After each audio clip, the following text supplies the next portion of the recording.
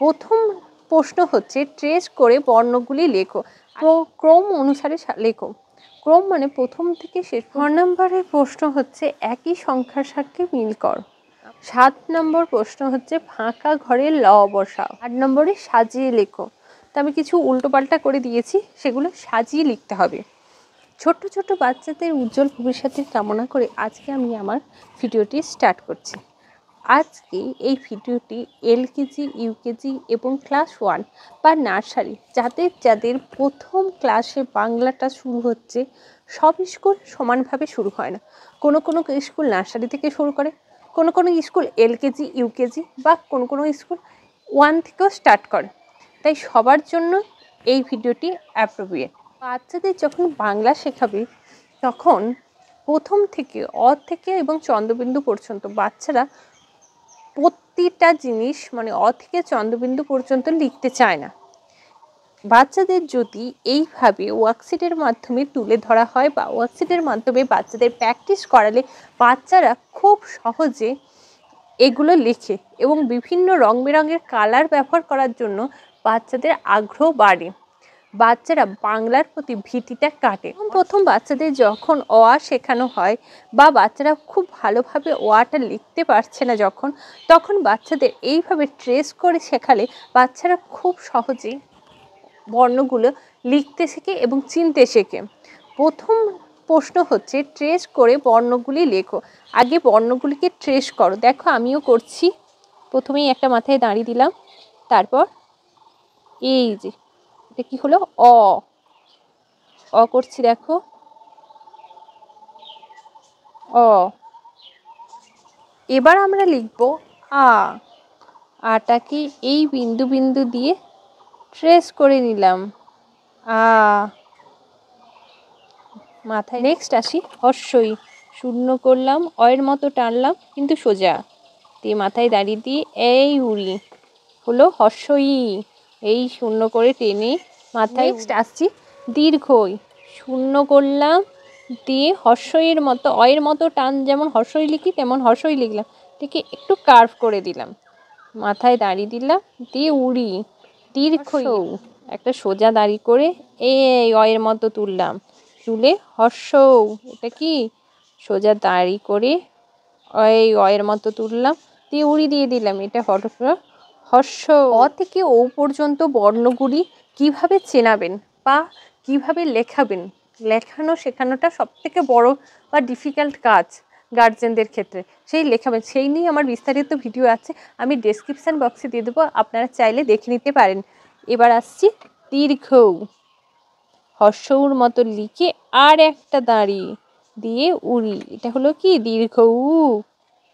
বাচ্চারা প্রথমেই বলেছি পুরো অ থেকে চন্দ্রবিন্দু পর্যন্ত লিখতে চায় না।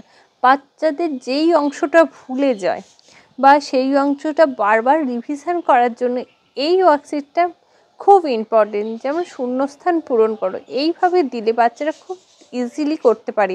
যেমন পয়ের পর কি ফ, প ফ, ব ভ, ম অন্ত্যেষ্ঠ জ, র, ল ব, তালবস্য মূর্ধন্যস্য ড্যাশ দন্তেস্য, এটা কি হবে দন্তেস্য হ, এটা ড্যাশে ডয় শূন্য র, রয়ের নিচে শূন্য দিলে কি হবে ডয় শূন্য র, তারপর ঠয় শূন্য র। 3 নম্বর প্রশ্ন হলো ছবির সাথে বর্ণ মেলাও। বাচ্চারা কোনটা কী জিনিস হয় বাংলায় তারা অনেক সময় জানে না, সেই জন্য তাদের বা প্রথম বর্ণটা কী দিয়ে শুরু হবে সেইটাও বোঝানোর জন্য এই ওয়ার্কশিটগুলো ব্যবহার করা হয়। যেমন এটা হচ্ছে ফুলের ছবি। বাচ্চারা ফ্লাওয়ার মানে তো জানে, কিন্তু ফুল মানে সহজে বলতে জানে না। তো এটা ফুলের ছবি। তো কোথায় এই যে ফয়ের সাথে কি দিলাম ম্যাচ করলাম ফুল। তারপর হচ্ছে আম, একটা আমের ছবি, আম থেকে আম হলো। তারপর এটা ছাতা। আমব্রেলা মানে তো অনেক বাচ্চাই জানে, কিন্তু ছাতা অনেকে জানে না, তাই ছাতা এই এটা কি পাতা, এই যে তারপর এটা হচ্ছে নৌকা, নৌকা ন, ন দিয়ে শুরু হয় নৌকা, ন। বুঝতে পারলে তো? খুব ইজিলি এইভাবে ওয়ার্কশিটের মাধ্যমে বাচ্চাদের করলে কি ছবি টবি থাকবে, খুব ভালো লাগে। তারপর আছে 4 নম্বরে আছে দন্তের ন কে গোল করো। অনেকেই বুঝতে পারে না কোনটা মধ্যের ন আর কোনটা গোল। আমি বলে দিই, এই যে পুরোটা মাত্রা আছে এটা হচ্ছে দন্তের ন, আর যেটা অর্ধেক মাত্রা, এই যে এইটা অর্ধেক মাত্রা বা মাত্রাহীন অর্ধেক মাত্রায়, এটাকে বলা হয় মধ্যের ন। তাহলে দন্তের ন কে গোল করো, দন্তের ন কে গোল করতে হবে। তো চলো আমরা দন্তের নকে কোনগুলো কোথায় দন্তের ন আছে গোল করি।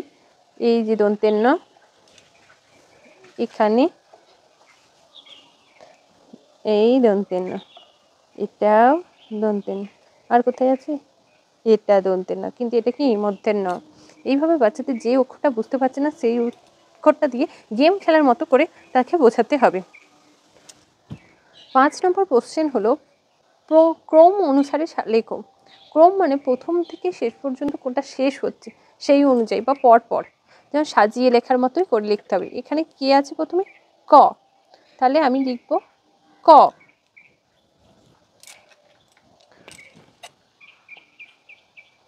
ক। তারপর নেক্সট ক, আমরা কি পড়েছি? খ, ক খ। তারপর গ, গ। নেক্সট ঘ, ক খ গ ঘ উঙা। এতে কি হয়, বাচ্চার ব্রেনটা ঠিক থাকে এবং বাচ্চা পরপরগুলো ভালো করে বুঝতে পারে। যখন ড্যাশ পূরণ বা আগের বর্ণ পরের বর্ণ দেয়া থাকে তখন এগুলো করলে বাচ্চাদের কি না ভুল হওয়ার চান্সটা খুব কম থাকে। এগুলোর মধ্যে কোনটা আগে? ট, ট। তারপরে আছে ঠ, ট ঠ। তারপরে কি পড়েছি? ড, ড ঢ, মধ্যাহ্ন, ড ঠ ড ঠ মধ্যাহ্ন। বাচ্চাকে যখন পড়াবেন এই 5টা করে পড়ানোর অভ্যেস করবেন, তাহলে বাচ্চাদের ভুল হওয়ার প্রবণতা কম হয়। নেক্সট আছে প, আগে কি? প, প। তারপর ফ, ফ, ব, ভ, ম, প ফ ব ভ ম। নেক্সট আছে চ, চ, ছ, বর্গের জ, ঝ, ইঙ, চ ছ বর্গের ছ, ছ ইঙ। এইভাবে বাচ্চাদের শেখাবেন। 6 নম্বরের প্রশ্ন হচ্ছে একই সংখ্যার সাথে মিল কর। আমরা একের ছন্দ দুয়ে পক্ষ বাচ্চাদের প্রথমে 1 থেকে 10 পর্যন্ত শেখাতে হবে, তারপর আস্তে আস্তে 1 থেকে 20, তারপর আস্তে আস্তে ডিটেলসে যাব। তা আমরা বাচ্চাদের এইভাবেই শেখাতে পারি যে কোনটা খুঁজে বের করো বা মিল করো। একে চন্দ্র, একে চন্দ্রটা কোথায় আছে? এই যে একে চন্দ্র। তারপরে আছে দুয়ে পক্ষ, দুয়ে পক্ষ, এই দুয়ে পক্ষ। নেক্সট তিনে নেত্র, 3, 4 বেদ, এই যে 4। তারপর 5 পঞ্চবান, এই যে 5। তারপর 6 ঋতু, 6 ঋতু। নেক্সট আছে 7 সমুদ্র, 7 কোথায়? এই যে 7। নেক্সট 8 অষ্টবিশু, 8। 9 নবগ্রহ, 10 দিক। এইভাবে খেলার চলে করলে বাচ্চাদের কিন্তু খুব আগ্রহ বাড়ে এবং বাচ্চারা খুব ইন্টারেস্ট পায় এগুলো করার জন্য। নেক্সট আছে 7 নম্বর প্রশ্ন হচ্ছে ফাঁকা ঘরে ল বসাও। এইভাবে বাচ্চাদেরকে ছোট ছোট ভাবে ভাগ করলে বা ড্যাশবোর্ডের মাধ্যমে দিলে বাচ্চারা অক্ষরটা পড়তে শেখে। যেমন জ, বর্গের জকে কি বলে? জ, জ ল, ল বসাতে বলেছে, তাহলে কি হলো? জল, জল ল জল। তারপর ক আছে, ক ল কল। নেক্সট আছে ফ, ফ ল, কি হয়? ফল। নেক্সট আছে ব, ব ল বল। দেখো তো, জল, কল, ফল, বল। কেমন পড়তেও শিখে যাবে এইভাবে বাচ্চারা। নেক্সট আছে 8 নম্বরে সাজিয়ে লেখো। তো আমি কিছু উল্টোপাল্টা করে দিয়েছি, সেগুলো সাজিয়ে লিখতে হবে। ব ক, বক। প্রথমে 2 অক্ষরের ব্যবহার করবেন, তারপরে যখন পারছে তখন 3 অক্ষরের ব্যবহার করবেন। নয় অন, নয় অন, নয়ন মানে কি চোখ। তারপর অচল, অচল, অচল, অচল। আম, আম, আম, আম। গয়ে আকার, ছ, গাছ, গয়ে আকার ছ, কি হয়? গাছ। ভিডিওটি যদি ভালো লাগে প্লিজ প্লিজ লাইক এবং কমেন্ট করুন। লাইক এবং কমেন্ট করলে আমি মোটিভেট হই, আরও ভিডিও তৈরি করার আগ্রহ বাড়ে। এছাড়াও আমি যা যা ভিডিও বানাই আপনাদের জন্য, সেটা যদি আরও পেতে চান তাহলে অবশ্যই অবশ্যই একটা লাইক তো করবেনই।